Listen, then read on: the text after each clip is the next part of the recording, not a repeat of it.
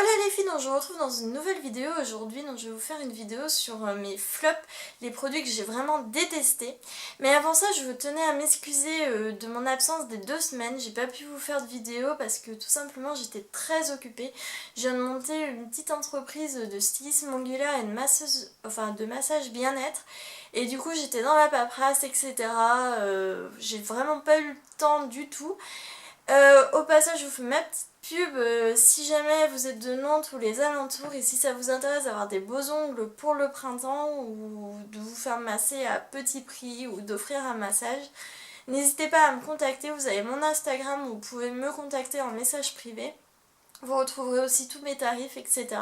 Donc je fais du vernis semi-permanent à 20 €, donc c'est vraiment rien. Donc si ça vous fait plaisir, n'hésitez pas. Ça tient 2 à 3 semaines en plus, donc c'est l'idéal.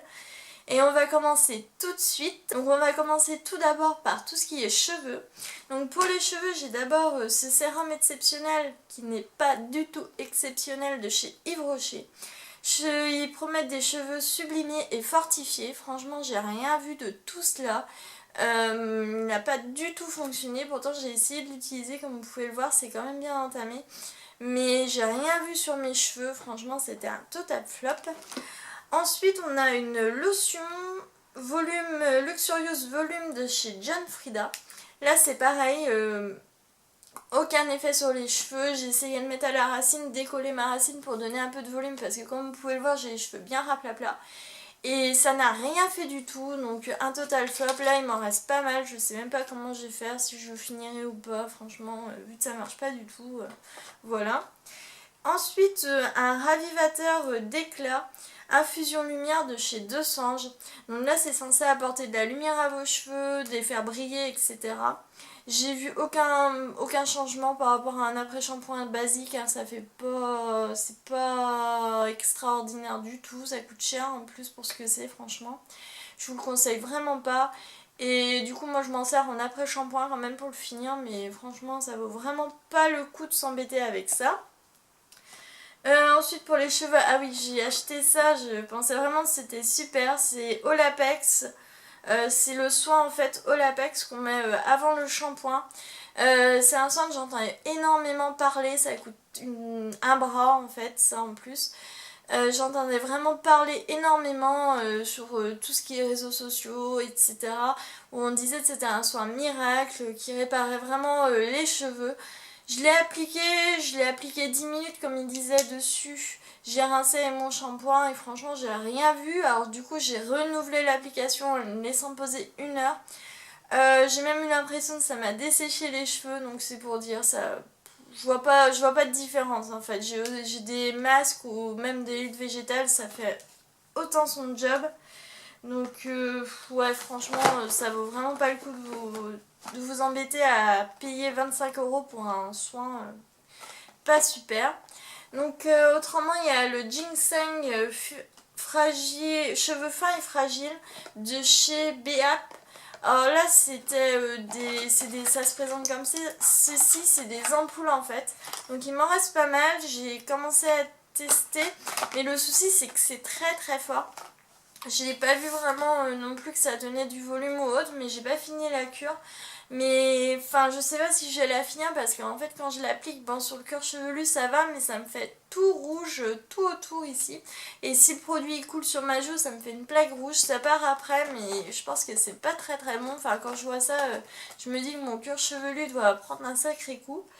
Donc je sais pas si vous avez testé ces produits-là, n'hésitez pas à me le dire en commentaire. Mais en tout cas, pour moi c'est un flop. Pour le visage, j'ai ça, c'est un gel nettoyant Cleanse de chez Aven. Donc ce gel là, je l'avais quand j'étais jeune en fait, c'est mon premier soin visage que j'avais eu pour l'acné, pour enlever mes petits boutons. J'étais assez satisfaite à l'époque et là ben franchement total flop, ça m'a donné plus de boutons qu'autre chose. Ça m'a vraiment desséché la peau. Après j'aime bien l'odeur mais franchement j'ai pas vu un grand résultat. Donc du coup je m'en sers pour nettoyer mes pinceaux comme ça bah, je me dis c'est toujours bien parce que ça c'est censé éviter les boutons et tout ça. Donc c'est un bon nettoyant à pinceau. Enfin moi je le finis comme ça hein, plutôt que jeter. Ensuite toujours pour le visage on a un hydrolat pur à la rose de Damas de chez Aromazone. Donc j'avais pris ça parce que c'est un tonifiant et astringent. Astringent, ça veut dire que ça resserre les pores. Donc je me suis dit, ici j'ai souvent un petit peu les pores dilatés. Donc je me suis dit, ça va être pas mal. En plus l'odeur, quand j'ai senti, franchement même maintenant l'odeur elle est à tomber, ça sent super bon la rose, j'adore. Mais ça m'a fait des boutons, alors je sais pas si c'est ma peau qui réagit pas très bien. J'ai une amie qui m'a dit que c'était plus pour les peaux sèches. Voilà, j'ai pas trop apprécié, je le racheterai pas, ça c'est sûr, mais enfin dites-moi aussi en commentaire si vous avez testé et qu'est-ce que vous en pensez. Ensuite, un gel exfoliant argile pure de chez L'Oréal. Donc c'est censé nettoyer, désincruster et resserrer les pores. Moi j'ai les masques comme ça, j'ai le masque orange comme ça à l'algue rouge, le masque vert et le masque bleu. Franchement les masques j'adore, donc je me suis dit oh je vais prendre ça, gel exfoliant, ça a l'air de ressembler, enfin ça c'est pas mal. Et non, enfin non, j'ai eu plein de boutons, ma peau a pas du tout bien réagi, j'ai vu aucun effet. Le truc il est tout neuf, de toute façon je l'ai filé à mon copain, donc lui il aime bien s'en servir, donc tant mieux. Mais franchement moi j'ai pas du tout accroché. Ensuite un gomme eraser SOS bouton, SOS spot eraser, enfin c'est censé enlever les boutons. Je sais plus ce qu'il y a dedans, mais en tout cas ça ne marche pas du tout. C'est une petite bille comme ça à mettre sur le bouton. En fait moi je prenais avant tout ce qui était patch Pure System comme ça de chez Yves Rocher. Il y avait des petits patchs et je mettais ça sur mes boutons le soir et le lendemain je me réveillais, le bouton avait nettement diminué et je trouvais que ça marchait très bien. Après du coup ils ont supprimé les patchs et ils ont préféré faire ça. Sauf que ça ne marche pas du tout. Et du coup je suis très déçue, donc voilà, je rachèterai pas.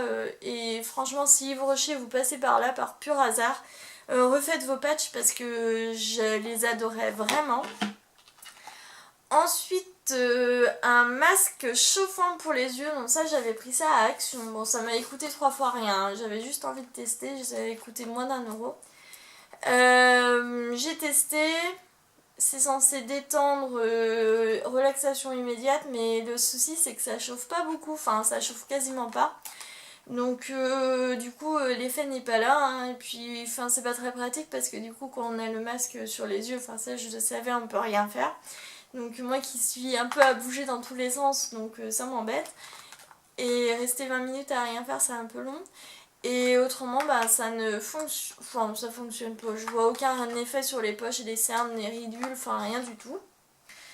Ensuite, pour continuer dans le visage, j'ai un masque thermoactif désincrustant de chez Nuxe qui se présente comme ceci.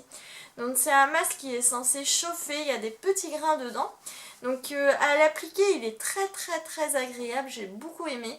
Il exfolie, clarifie la peau. C'est vrai que ma peau après quand j'enlève le masque elle est plutôt belle, enfin bien uniforme, très bien. Mais par contre ça me fait des boutons, donc je sais pas si c'est ma peau qui est chiante et qui réagit à tout. Mais du coup c'est pareil, je pense que j'ai le filer à mon chéri, il le testera, il me dira si lui ça lui fait pareil. Mais moi j'ai été pas mal déçue, surtout je m'attendais, je pensais que ça allait vraiment être très bien, donc voilà. Une grosse déception. Là j'ai tout d'abord un fond de teint. Oui, j'ai un fond de teint, c'est le Infaillible 24 heures fond de teint de nuit et confort. Enfin celui-là je l'aimais bien au début, mais le souci en fait c'est qu'il migre dans la journée. Et puis au final je deviens orange, je finis citrouille en fait avec ce fond de teint. Donc c'est vraiment pas le top, j'aime pas du tout pour ça. Donc pour finir je le porte plus, hein, il m'en reste un petit peu mais voilà. Et un autre fond de teint que je n'ai pas du tout aimé, que j'ai testé, c'est le Dermablend 3D Correction. C'est censé du coup bien corriger vos imperfections, bien couvrir et surtout corriger vos imperfections en relief. Avant j'avais le Dermablend, l'autre, celui qui est en crème en fait, en fond de teint normal. Et celui-là, je sais pas si je vais pouvoir vous montrer à la caméra si vous verrez, mais c'est, vous voyez, c'est une texture assez mousse. Franchement, je pensais que ça allait être bien parce que j'avais déjà testé des fonds de teint un peu mousse comme ça et j'aimais beaucoup. Bon, déjà, de une, il est trop foncé pour moi, je sais pas si vous verrez, mais ça c'est parce que je l'avais acheté, c'était encore la fin de l'été, donc j'étais encore un peu bronzée. Donc je pense que je l'utiliserai quand même arrivé au printemps un petit peu, mais je trouve qu'il est assez couvrant, ça c'est sûr. Mais il fait vraiment un effet de matière sur la peau et ça j'aime pas du tout, donc il faut vraiment bien étirer. Mais enfin après cacher les imperfections, pas tant que ça en fait au final. Je préférais l'autre Dermablend, donc c'est pas terrible. Ensuite, continuons dans le teint, on a un anti-cerne, c'est l'instant anti-âge effaceur yeux.